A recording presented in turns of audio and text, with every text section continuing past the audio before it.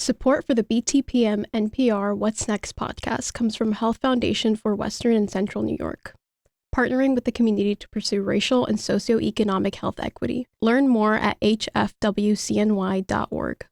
From Buffalo Toronto Public Media, this is What's Next, an hour dedicated to amplifying the voices of marginalized and underrepresented communities across Western New York and Southern Ontario.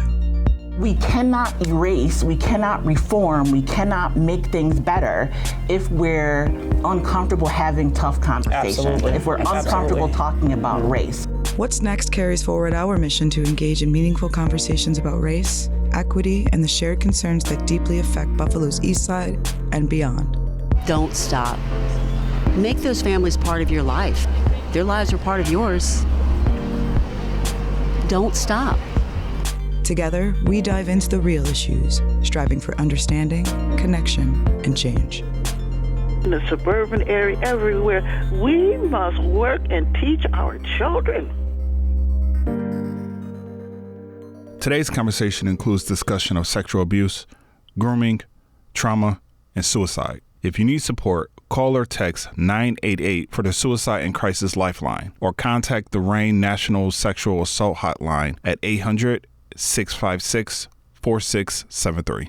This is What's Next from Buffalo Toronto Public Media, NPR. I am your host for today, executive producer Charles Gilbert. And June is Men's Mental Health Awareness Month. I feel though as if I'm always being on this show at this time of year because this is a subject matter that holds near and dear to my heart. Today's conversation is about what men carry, what men survive, and what it takes to heal from things that many men are taught to bury. My guest is none other than author of Doscriosta. I got it right. You got it right this time. You got it. You nailed it. TaJuan Williams. It is a memoir and a healing guide for adult male survivors of sexual abuse. His story speaks to grooming, silence, shame, survival, addiction, incarceration, rebirth, faith, identity, and purpose. TJ, welcome. Good to be back. It's good to see you again, Charles. Yes, we have had this conversation before on another platform of my personal one, but I wanted to get you on here to talk about your book and talk about just your story behind that. So as I did previously in our other conversation, I'm gonna ask you the same thing. You know, I do my check-in. Yes. And how are you doing from a scale 1 to 5? On the business level, personal, and your mental health. So how are you doing on those? I'll go 4s across the board. Like I said, there's always room for growth. You can't ever say you're a 5. No, but doing pretty well in every aspect. Now, who exactly is TaJuan Williams? That's sort of what the subject of the book was, right? To find that identity, to see who actually I am and what that is defined as. And it's come to find out that I'm a leader, right? Like I'm a person who likes to step in and do very difficult things and say the difficult thing and try to lead the way or pave the way forward for people who may not have necessarily thought that there was a path forward for them. Now, before we got on, me and you were talking and you had said that you just found out last year that June is Men's Mental Health Month. So with that being said, when you hear that Men's Mental Health Month, what does that mean to you personally? It means opportunity. It means an opportunity to be able to say the things and have the conversations that a lot of us avoid. You know, one of the things I found from writing the book and the subject matter was that a lot of men in general shy away from not necessarily having the conversation, but publicly having a conversation about the things that have impacted them. And I think this gives us an opportunity to lay those things out and give people a safe space to speak their truth. I do agree with that. I always feel though as if men do carry a lot of burden on them and they do suffer in silence. Mm-hmm. Your book is centered on healing. Do you think men are getting better at talking about mental health, or are we still learning? We're still learning. There's a long way to go. Recently, I heard some comments from Dana White is an example, or even Kevin Garnett talking about Victor Wembanyama, after the game, where there's still these stigmas attached to expression of emotion, seeking help and counsel, dealing with, the issues that you may be facing as a man, because we're talking man up. Mm-hmm. We hear that from a very young age, man up, say it with your chest, right? So Yeah. I think we still have I think we're exposing, but we still have a very long way to go before I think the comfort level is there to express these things. Now, you did bring up basketball, and you brought up the whole Kevin Garnett, what he said about Victor. Why do you think that we still have that stigma? Like, we still have there's still that overarching. I think part of the problem is the idea of what a man is, right? This construct, the Superman that we've built that none of us are and it doesn't exist. And so there's this ideology of, or this idol that we're supposed to be that no one can actually live up to, but we point to that all the time, right? Like, oh, this is what a man does and this is what a real man is. And secretly, a lot of us don't have those. We're all missing elements of that. And I think that sort of leads to the frustration and self-loathing that takes place as a man. And for the most part, men are often taught to survive. Yes. But they're not taught how to actually live and how to heal. Heal, right. Deal with it. Yes.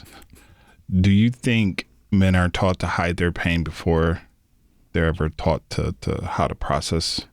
Yeah. It's passed down. It's almost like an oral tradition, right? Mm-hmm. Like, the patriarch tells the youth, this is how you're supposed to live. And we carry these things on with us generationally. And a lot of us deal with a lot of baggage that we should be able to offload in a constructive way, but don't have the feeling of safety to be able to express those things, right? Like, for example, why is it that 80% of men commit suicide, right? 50% of the population, but 80% of suicides are men.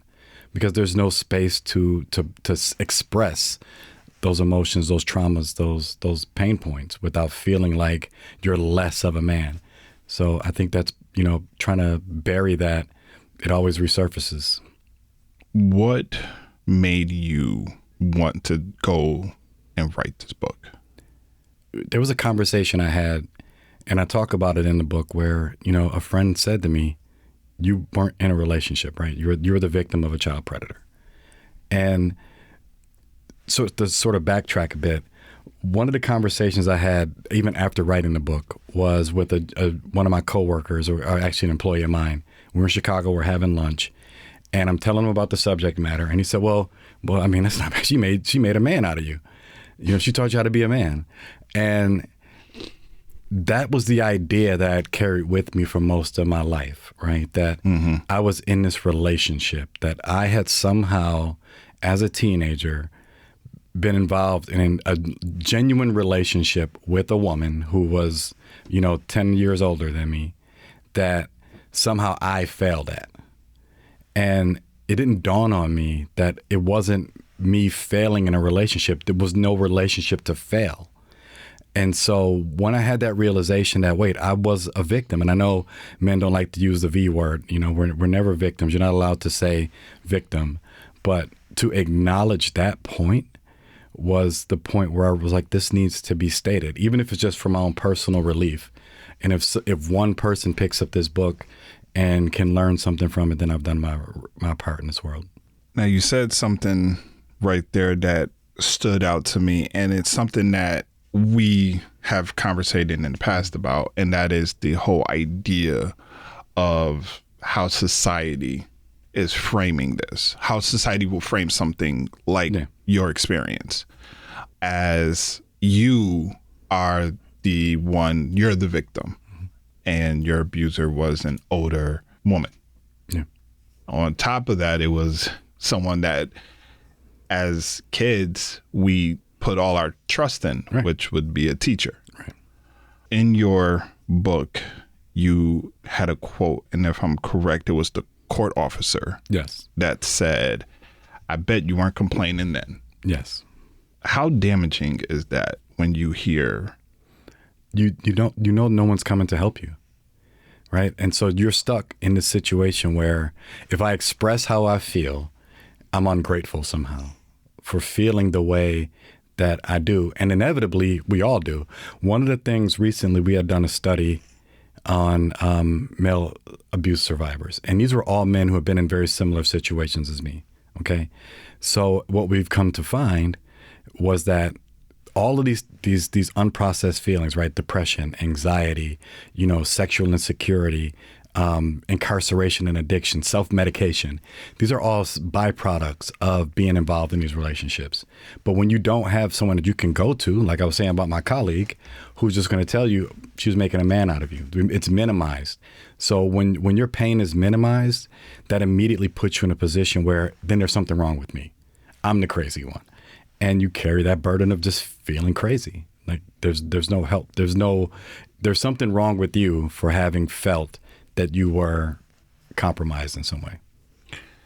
And I want to transition into the kind of like the meat of your book, but I want to approach it with care because, it is a sensitive absolutely subject matter. And the details that you wrote about in your book is very dark and it does get, there is triggers that needs to be done within that. And for people who don't know, never heard of Doscriosta, what's the story behind the book? So it's a story of how you become a victim, right? How the layers of failure that have to take place from other adults that leave a child vulnerable to a predator, right? And how cunning and careful and selective these predators are in their prey. It's no different than you see, on the savannah when a lion seeks out the slowest antelope. They find the one that is the easiest to manipulate. So I didn't have a home structure. Right? I didn't have people who were going to report any wrongdoing. I was older looking enough that I could pass in certain circles. I was intelligent enough to be able to pass off as someone that was learning. And the main purpose of the story, though, is how do you become a victim of a child predator? What are the signs that someone is the victim of a child predator, and how we should really actually try to create safe spaces for when we see these things happening? Because a lot of people witnessed what happened and they did nothing because they were congratulating me. And that's what is still so mind-blowing to me, is that this congratulations you get when you're a young boy with an older woman, and that's acceptable in some people's minds. It is, and you see more of it. Like I said, I remember being in high school, and there were even the small little talks of, oh, this may be something that's happening. And if it was, they are bigging up, the guy for, oh my God, like you are doing this, not realizing it's wrong on all levels. The contribution that it does to your psyche, right? The one thing I didn't realize until I was older and this is something that was expressed in another show that I was on. I thought I was living an adult life, but I was 15, 16 years old, okay? Think about the amount of insecurity you have when you're with a woman that you can't provide anything for because you can't work. And then you see other men who have cars, who have careers, who have influence and money and can do things that you can't. And you're always looking over your shoulder for the better person to take over. So I was already predispositioned for insecurity before I even got a chance to live a life as an adult. I was never going to be equal to the other men that I was surrounded by, but I had no business being surrounded by them. I should have been surrounded by teenagers. Right. So my comparison was never to my peers. It was always to these other more established figures that I was surrounded by because of the relationship that I was in.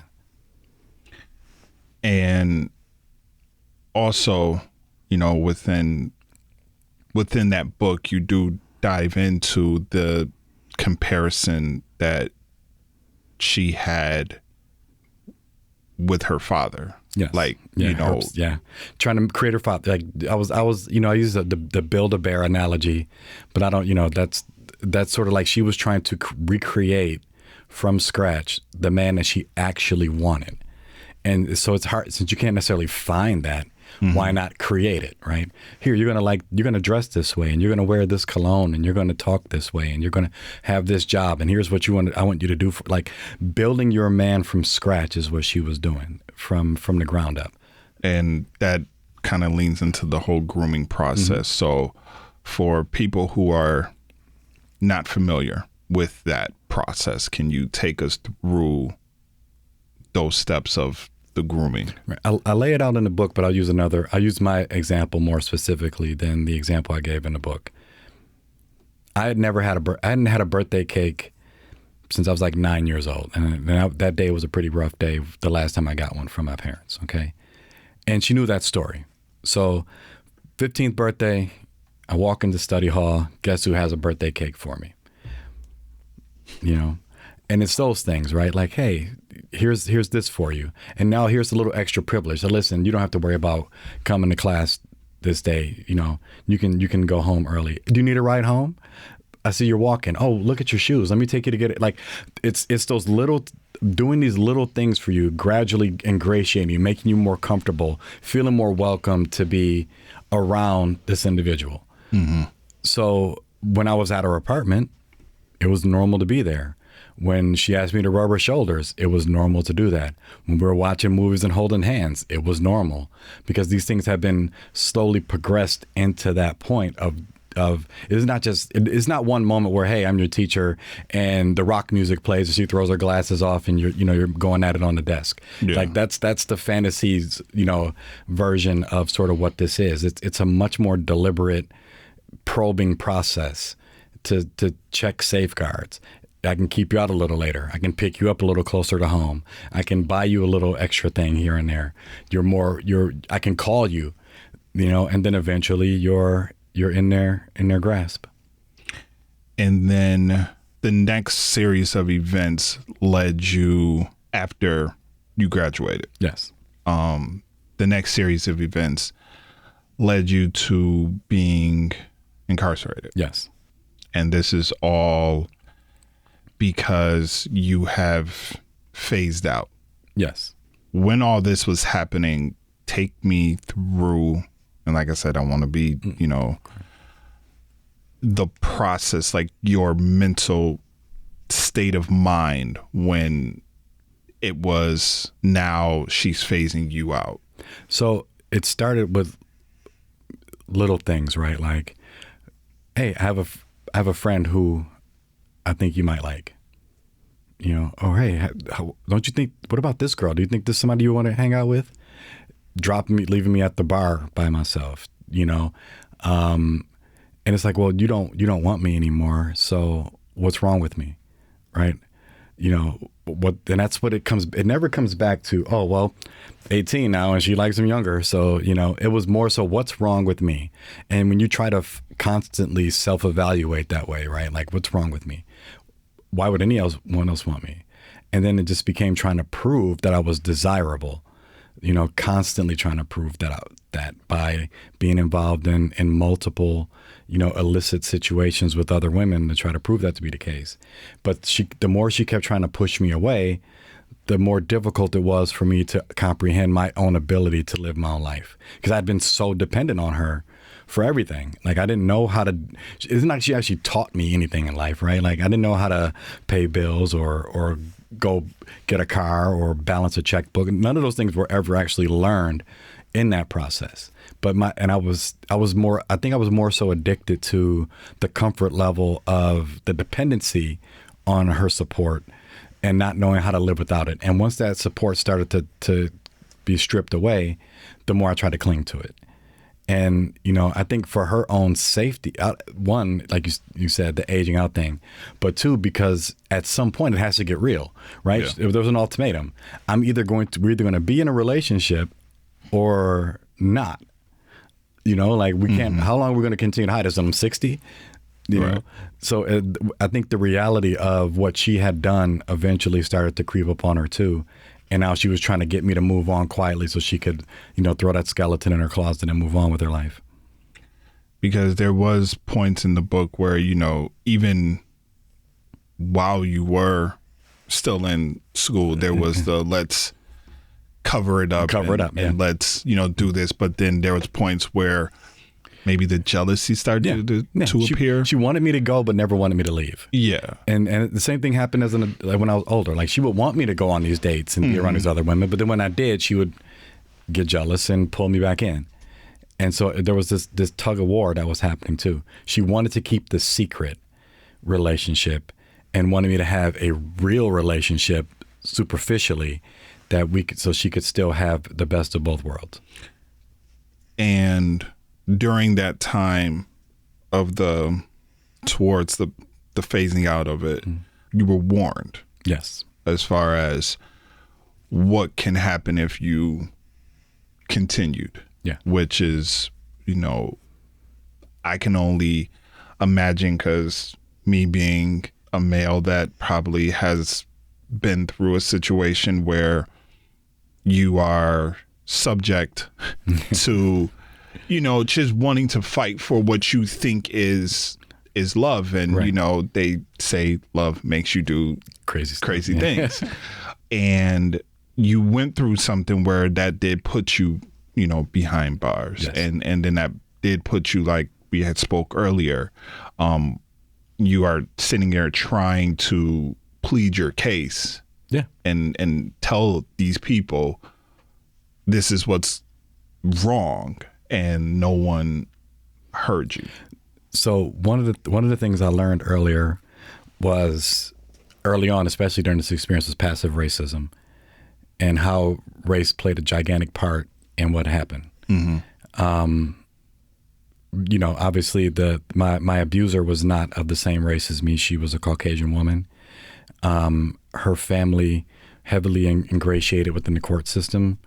And the person that you spoke of was a high-ranking law enforcement officer and officer of the court that warned me, but I wasn't the one that should have gotten the warning. Exactly. And that's so that's how this all, like, when I started to see these things play out, right? Like, I'm standing in court with an army of people behind me that have all at some point committed any number of felonies and child abuse acts, playing victim in court, and there I was, the scary figure, like, I'm a big person. So it's obvious, it's easy to make me appear to be more terrifying in that situation, being in jail with no money. So, my hair is nappy. I don't smell so great.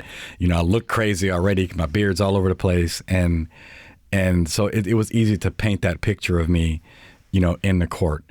And when you're trying to voice these things and say these things aloud, there's so much to say that I ended up rambling a bunch of nonsense in court and made myself look even worse.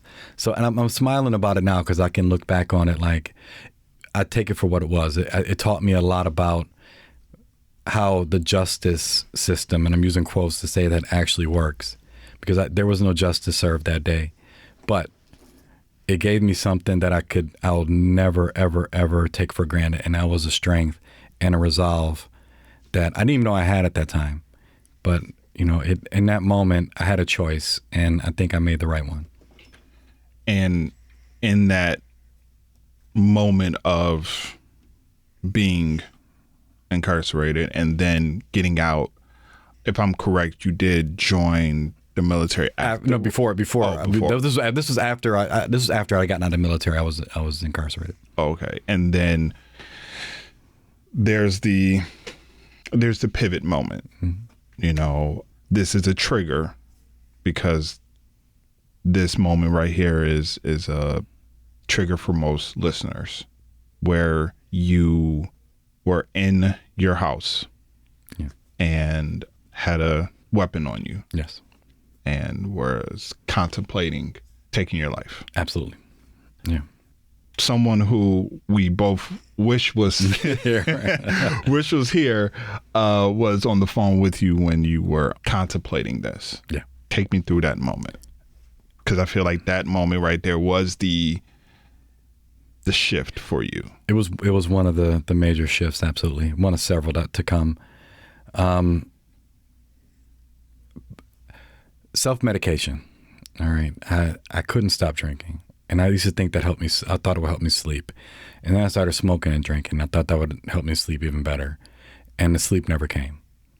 And when you are awake 19, 20, 22 hours a day, and you have nothing to do because you have no job, you live in your own head.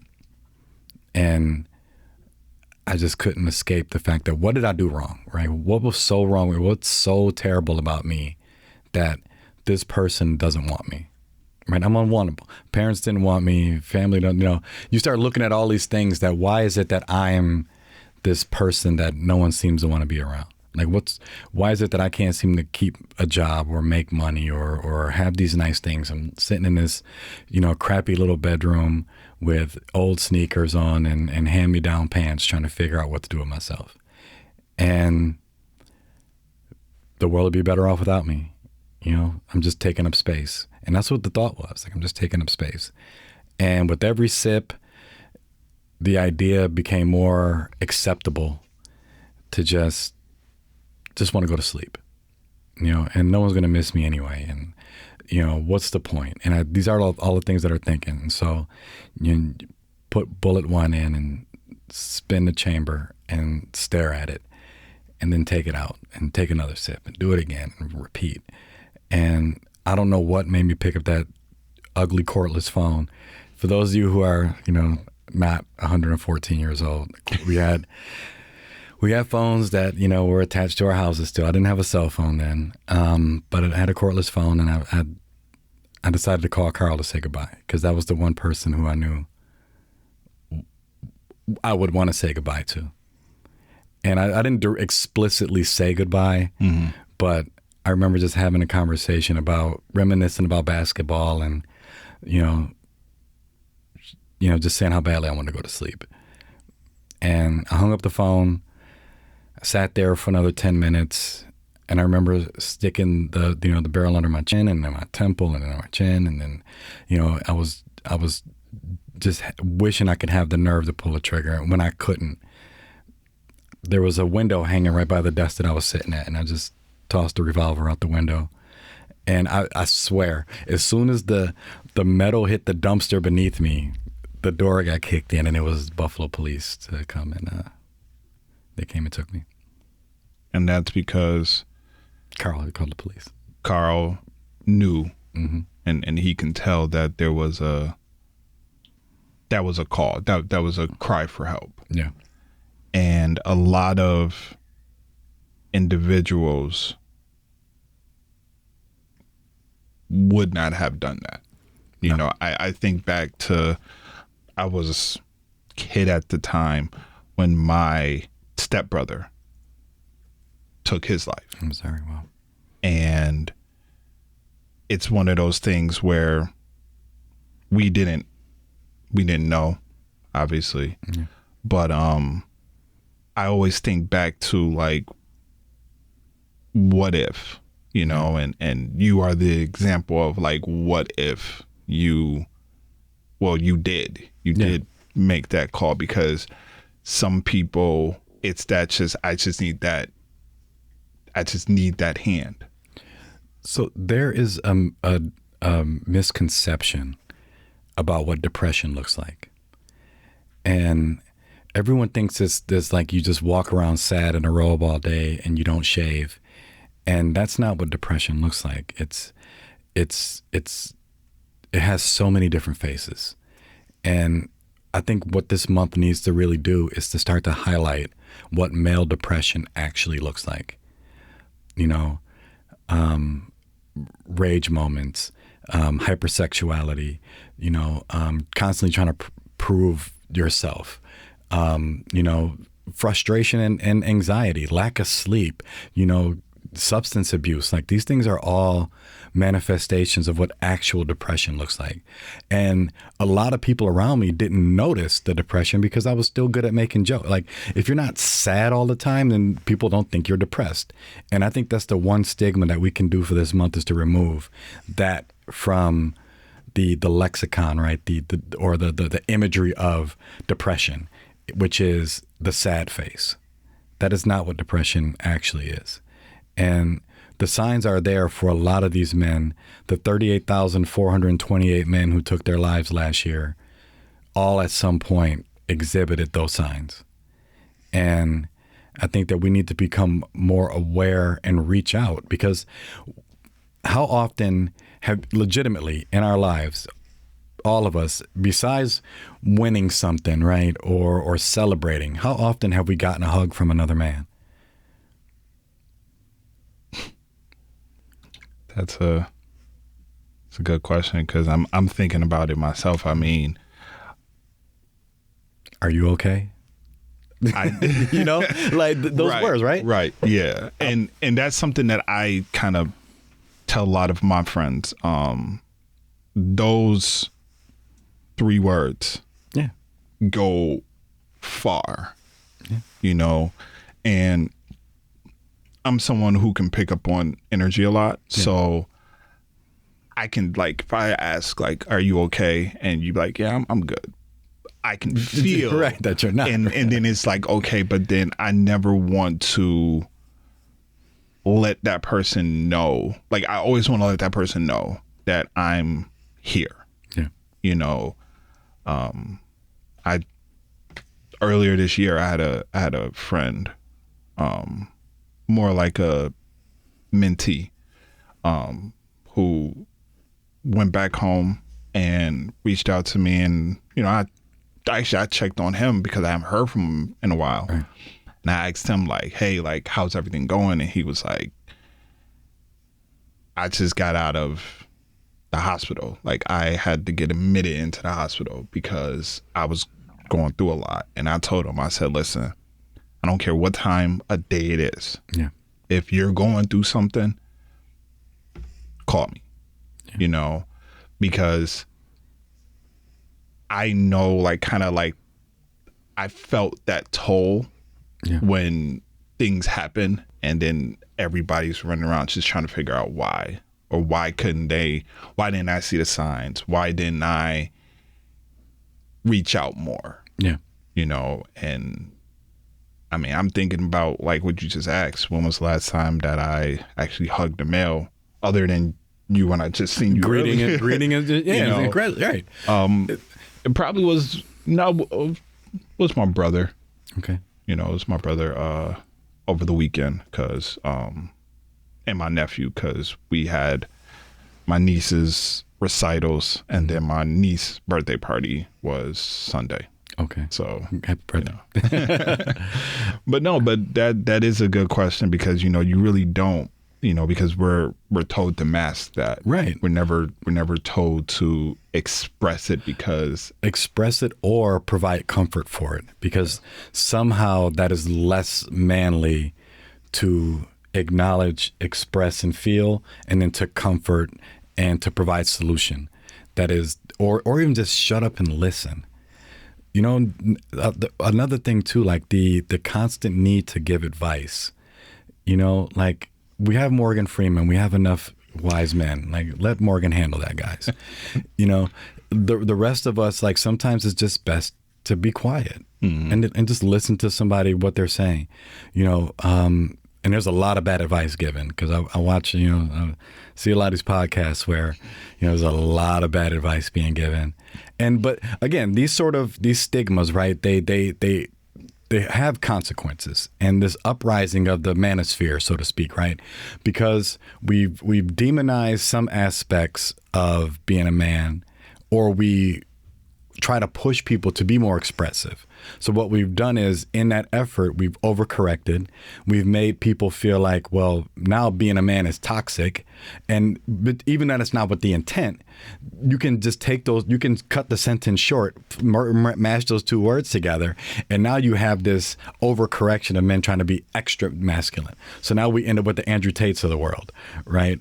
Where, you know, no, it's not wrong. This is what a man does. This is how a man acts. And you're like, well, really? Because I've never met a man that behaves that way in my life. Right. And so now you have this subculture that's created. And so now you have this pushback from these groups that are trying to overcorrect what we're doing, which is trying to say it's nothing wrong with being a man, but there's also nothing wrong with shedding tears and providing comfort and being supported and needing support. We're here with TaJuan Williams, author of Doscriosta. We'll be back with more What's Next after this. From Buffalo Toronto Public Media, NPR. Public media starts here, in our neighborhoods, our schools, our city halls, where decisions meet real life. BTPM NPR's local reporters are asking the questions that matter, listening to the people affected, and explaining what it all means for our region.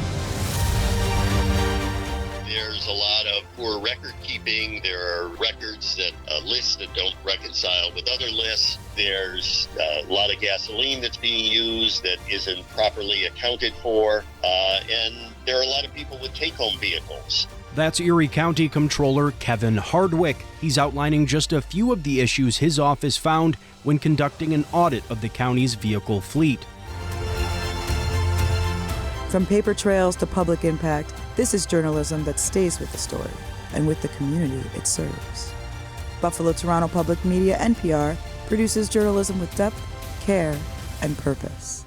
This is public media. What is BTPM Plus?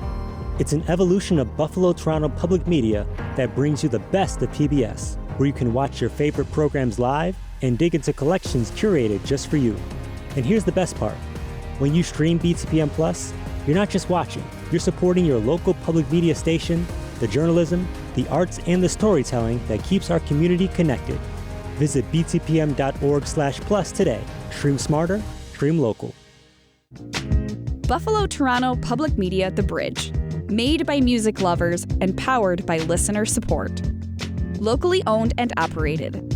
Always independent. This is public media.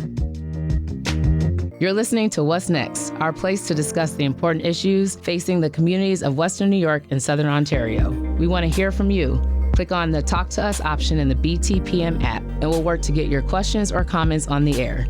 Do you have a story or concern we should be addressing? Email us at whatsnext@btpm.org. Together, we'll have the conversations that matter. This is Buffalo Toronto Public Media, NPR. Today's conversation includes discussion of sexual abuse, grooming, trauma, and suicide. If you need support, call or text 988 for the Suicide and Crisis Lifeline, or contact the RAIN National Sexual Assault Hotline at 800-656-4673. Welcome back to What's Next. I'm your host, Charles Gilbert. We're here with TJ Williams, author of Doscriosta, which I've been saying it, and I know the listeners are probably sitting there trying to figure out, what does Doscriosta mean? So for the listening audience, who probably is sitting there trying to figure out, like I said, what is the meaning of that word? So my abuser was Irish, and Doscriosta is Gaelic for indestructible, unbreakable. And that's what I had to prove to be in order to overcome what happened.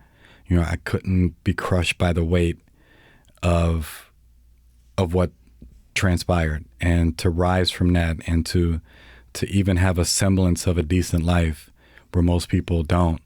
You know, I don't take that for granted. So, and I try to pass that on to anyone who's willing to listen.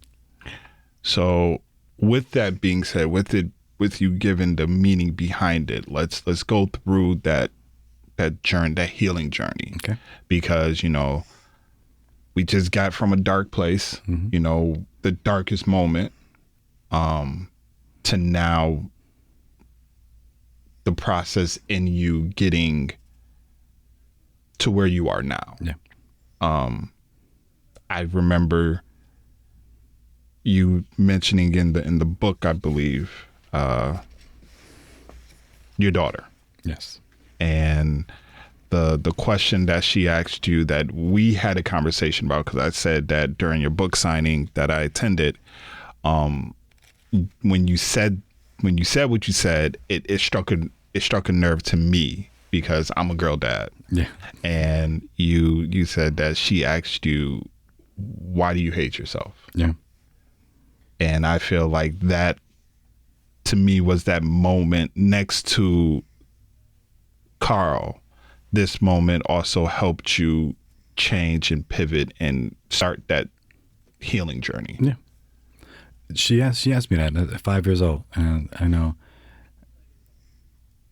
even when we talked about it later on, she still doesn't remember why she asked it, but that's okay. But I did ask her again why she asked me that. But it was obvious, it was written all over me, right? Like, why are you so self-loathing? And this was something that was asked of me again and when I was in rehab, which is, how come you're the only person who can't see what you have to offer? You know, you walk into a room and, you know, people gravitate towards you. So why is it that you can't recognize that? What is it about you that you despise yourself so much? And it stems back from that. I had to really look back as why, right? Was I doing anything to benefit myself? Was I doing anything to benefit this world? Was I using any skills or knowledge that I have? Was I actually living the life that I wanted to or was intended to live? And the answer was no. I was sitting in a basement in the dark, smoking weed, hating myself. And what good did I do? What was I actually accomplishing? And I had a child. And that was not the first, that moment was actually from another fall from grace that I'd already overcome all this and made a bunch of money and made a life for myself. And I just couldn't sustain. So understanding why I had trouble sustaining life. Why is it that I couldn't function as an adult? You know, because I was trapped in this 15-year-old mindset. The pause button had been hit the moment that I slept with that woman in that home. And I was stuck there. I was still stuck in that living room. A scared kid, not sure of himself, directionless and not knowing what to do. And that's all I saw when I looked in the mirror. So to correct that, I had to undo that, or I had to grow up and start doing grown-up things. And one was taking care of my appearance and my well-being. So, you know, sobriety didn't mean just giving up, you know, substance abuse. Sobriety meant like actually doing sober things, like making conscious choices. You know, I always equate it to having to walk, but telling yourself left foot down, right foot up, right foot down, you know, and that's what it has to be for a while. Like you have to rewire your entire thought process to be very deliberate in everything that you do, you know, and it started with that, like just making sure that I was making sound choices. And also through that, you found your partner. your writer who is sitting right here. Obviously, I feel though as if she also was a very important part of this whole rehab, or, you know, you being who you are now, the healing journey. There's some things you're not ready to recognize when you're in a particular mindset, right? Mm-hmm. Like you might say you can't see the forest from the trees. You know, if I had run into Tiana 3 years prior, I would have walked right past her, right? Because I would have found the tragic figure that was just as messed up as me, to put myself in a bad situation, to have a bunch of misery and make a bunch of excuses and then, you know, find a reason to run away. And that was the vicious cycle I was in, right? To find the person who I was somehow better than. And this was the first time I'd actually tried to participate in a relationship with someone that was better than me. You know, that was complete already, that didn't need me to save her, and I couldn't use that as a mechanism to escape. Mm-hmm. You know, like so yeah, another tipping point was being able to find somebody that had her own internal support and was unbreakable herself.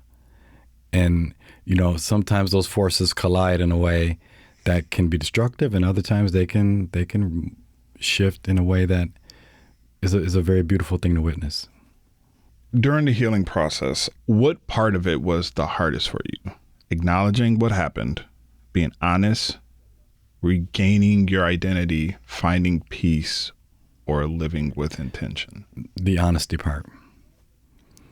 You're taught, as I said, I was groomed not only to be a boyfriend or a Stepford husband, so to speak, but I was also groomed to be a liar. to not tell the truth, to suppress, and especially when you're in a situation with someone where you can't possibly have an honest conversation with anybody, no matter what you're feeling that day. Can you imagine what it's like to have a fight with your girlfriend, but no one knows you have a girlfriend? You can't talk about your girlfriend, and you're having this bad day that no one seems to understand. So you have to make something up as to why you feel the way that you do. Mm-hmm. Or you're going somewhere, but you can't say where you're going. Or you have money, and you can't say where you got it. Or you're doing things that make no sense, and you have these things that are appearing out of thin air. And so it was that part, learning that it's okay to say, this is what I'm doing.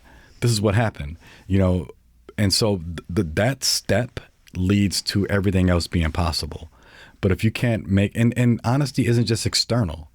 It's looking at yourself, looking in the mirror and saying, I did this or I do this, but without being self-deprecating to the point where you're unredeemable. I did this, so how can I do better next time? Now, some people will say that, this could be shame. Mm-hmm. But what does it mean for a man to acknowledge what happened when that shame has told him to stay quiet? Because, most times when something like this happens, especially because we rarely hear of men being victims. Yeah. How do they acknowledge that? Acknowledgement starts with just that, saying it out loud. I had to say it to myself and then say it out loud. I was the victim of a child predator.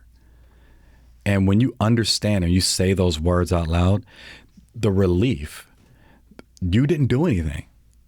And that's what we have to understand. Like, it's not your fault. You didn't do this to yourself. You didn't say, you know what I want?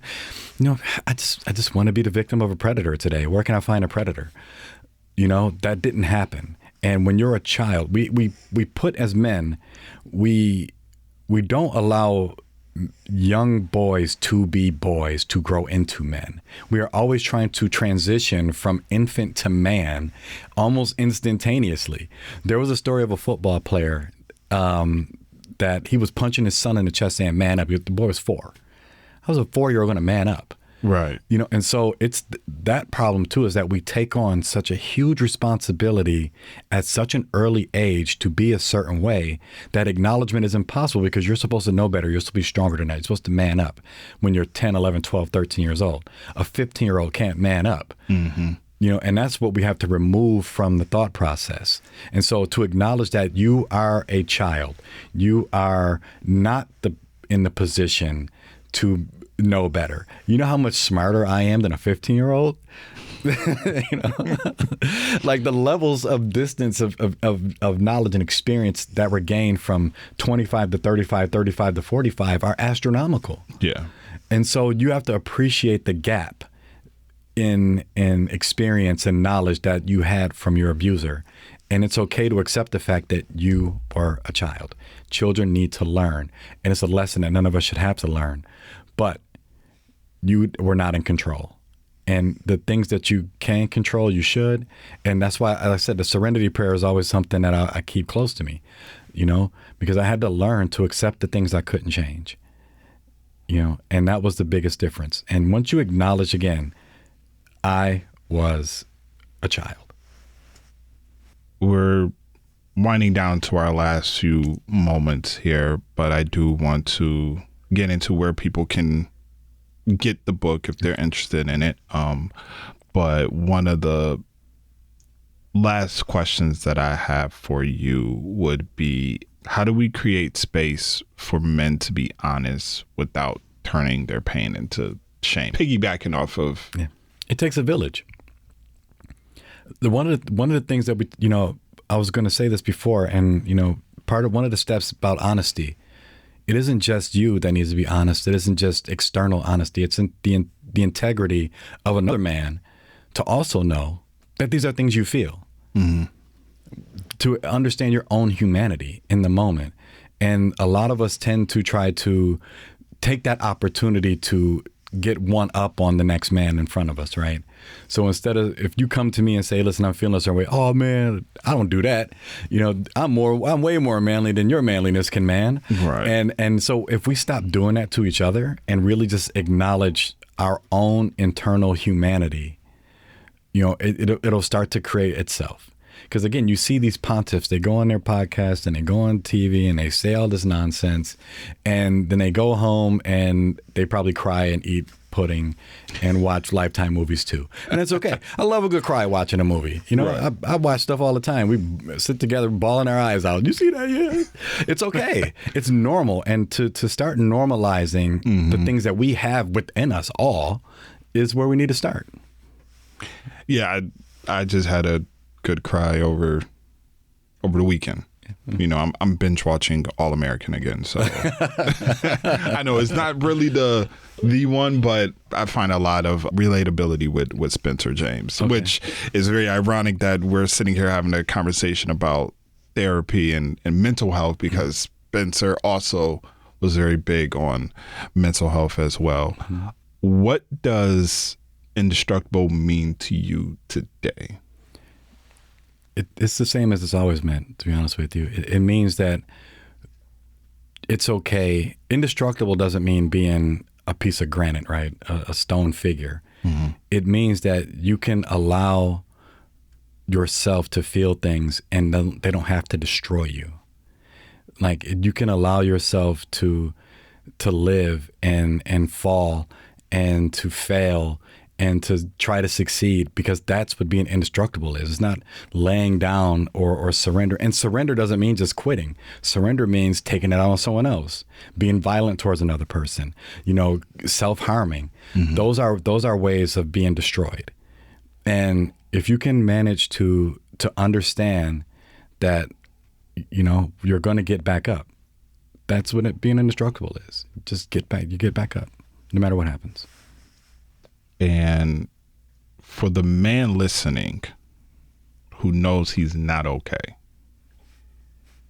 but doesn't know how to say it, what do you want him to hear? That you're not alone. You know, and whatever it is, whatever action you're thinking about taking that is going to hurt you or someone else isn't worth that time. It's okay to find someone, no matter who that is, because there's plenty of people in this world who are willing to listen. Tell your story. Don't suffer alone. Don't sit in silence, because silence allows our victimizers to win. They get to live that peace that you don't, and that's what's unfair to you. It's okay to talk. And what do you hope people take away from reading your book? That things can happen to you in life and it doesn't have to be the end of your life. That you can actually learn a lot from trials that normally in other circumstances are broken people to pieces.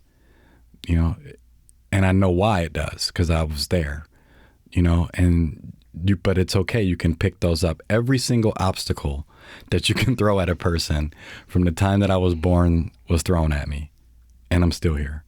And so can you. And I asked you this question in the last time we conversated. I'm asked you again because I think it might have changed. If the older you can go back to 15, 16-year-old TJ, what would you say to him? You know what's funny? I know a lot of us wish that we could go back in time and say things that would, you know, vote, you know, pick this winner, and you know, and honestly, I would let him be, because that 15-year-old kid then got to go through something extraordinary. And there's so many parts of my life that I don't talk about in the book, but the butterfly effect is something that I mentioned as one aspect. And every single event, I can talk about this, but I also got to travel the world, meet a lot of great people. I'm talking on this radio program now. I'm an author and a father. So many amazing things came out of something bad it's the rose that grew in concrete. That's what I feel like, you know. And so my answer has changed because I wouldn't tell them anything. I would just watch them grow. And if anyone was interested in getting the book, where would they go? TaJuanWilliams.com or Amazon or Barnes & Noble or your local bookstores. TJ, thank you. Thank you. Thank you for this conversation. It was really much needed for all the men out there. You are not alone, like TJ said. This has been What's Next from Buffalo Toronto Public Media, NPR.